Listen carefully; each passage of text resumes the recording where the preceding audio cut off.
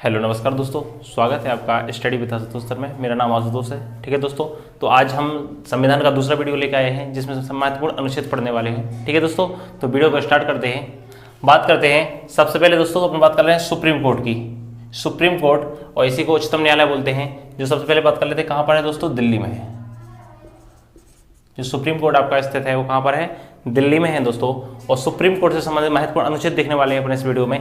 तो देखिए अनुच्छेद 124, अनुच्छेद 124 में कहा गया है भारत का क्या होगा? एक सुप्रीम कोर्ट होगा या सर्वोच्च न्यायालय होगा। ठीक है दोस्तों, क्या होगा? सर्वोच्च न्यायालय होगा। और इसका गठन कैसे होगा, इसका सबका वर्णन किया गया है आर्टिकल 124 में। बात कर लेते हैं आर्टिकल 131। इसमें सुप्रीम कोर्ट के मूल अधिकारों का वर्णन किया गया है कि सुप्रीम कोर्ट को क्या क्या अधिकार होंगे, सुप्रीम कोर्ट क्या क्या काम कर सकता है, किस किस प्रकार के केस लड़ सकता है। ठीक है दोस्तों, तो ये सबका वर्णन किसमें किया गया है? आर्टिकल 131 में किया गया है। नेक्स्ट आर्टिकल है आपका 137, जिसमें सुप्रीम कोर्ट के न्यायिक पुनरावलोकन का उल्लेख किया गया है। न्यायिक पुनरावलोकन क्या होता है दोस्तों? न्यायिक पुनरावलोकन होता है जिसमें सुप्रीम कोर्ट कोई फैसला ले लेता है या कोई डिसीजन ले लेता है, और यदि उस पर फिर से अपील की जाती है तो वो क्या कर लेगा? अपने डिसीजन को फिर से री एनालिसिस कर सकता है, उसका मतलब फिर से विश्लेषण कर सकता है।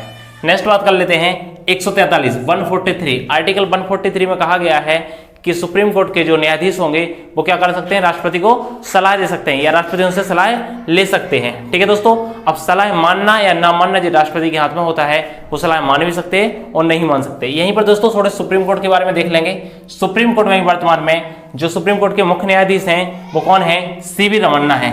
सीवी रमन्ना वर्तमान में सुप्रीम कोर्ट के चीफ जस्टिस हैं।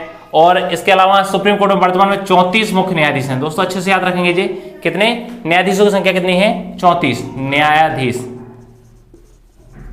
तो ये भी दोस्तों क्या रखना है आपको?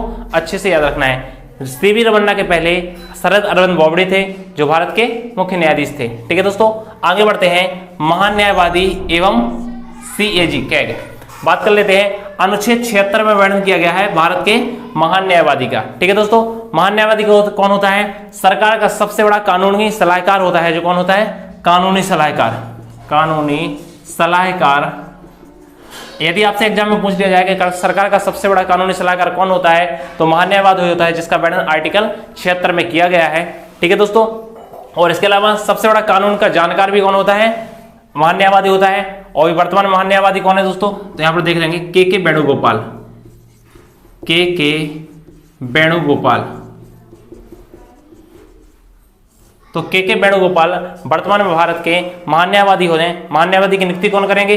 राष्ट्रपति जी करते हैं। और जी कौन से नंबर के हैं? अच्छे से याद रखेंगे दोस्तों, जी 15वें नंबर के हैं। के वेणुगोपाल वर्तमान में जो महान न्यायवादी हैं वो कितने नंबर के हैं? 15वें नंबर के हैं। तो अच्छे से याद रखेंगे। और आर्टिकल 76 में इसका क्या किया गया है? वर्णन किया गया है। ठीक है, और यदि आपसे पूछ लिया जाए सरकार का सबसे बड़ा कानूनी सलाहकार कौन होता है, तो महान न्यायवादी होता है। नेक्स्ट है आर्टिकल 148।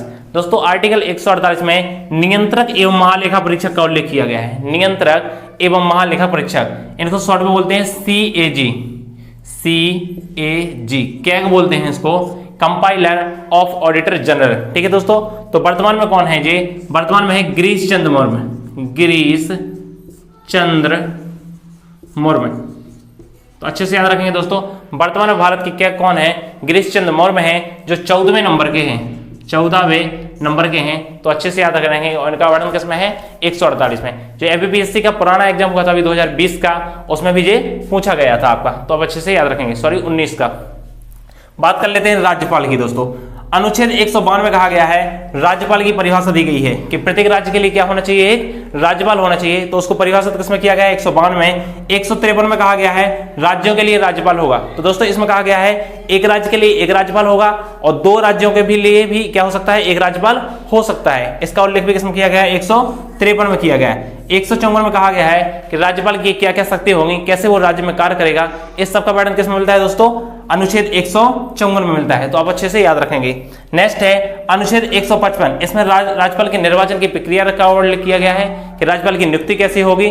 ठीक है दोस्तों, तो राज्यपाल की नियुक्ति कौन करते हैं? राष्ट्रपति करते हैं। हमेशा याद रखेंगे, राष्ट्रपति राज्यपाल की नियुक्ति करते हैं। नेक्स्ट है अनुच्छेद 161, जिसमें राज्यपाल को क्षमादान की शक्ति दी गई है। दोस्तों आपको याद होगा, हमने पिछली वीडियो में देखा था आर्टिकल 72।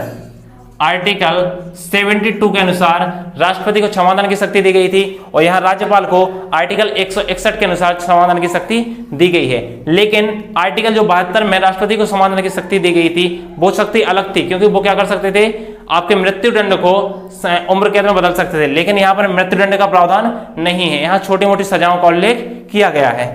बात कर लेते हैं अनुच्छेद 213। अनुच्छेद 213 के अंतर्गत राज्यपाल क्या कर सकते हैं, अध्यादेश जारी कर सकते हैं। और राष्ट्रपति किसके अंतर्गत कर रहे थे, आर्टिकल 123 123 के अंतर्गत राष्ट्रपति क्या कर सकते थे, अध्यादेश जारी कर सकते थे। और यहां पर राज्यपाल हैं जो 213 के अंतर्गत क्या कर सकते हैं, अध्यादेश जारी कर सकते हैं। दोस्तों आपको बता चुके हैं हम कि अध्यादेश क्या होता है। अध्यादेश एक ऐसा कानून होता है जब कोई विधानसभा या लोकसभा का सत्र नहीं चल रहा है, उस टाइम यदि कानून बनाने की जरूरत है तो उस टाइम जो कानून बनाया जाएगा उस पर राज्यपाल के साइन हो जाएंगे और वो क्या कानून बन जाएगा। कितने टाइम के लिए, 6 महीने के लिए। उसे क्या बोलते हैं, अध्यादेश। कितने माह के लिए होता है ये, 6 माह के लिए।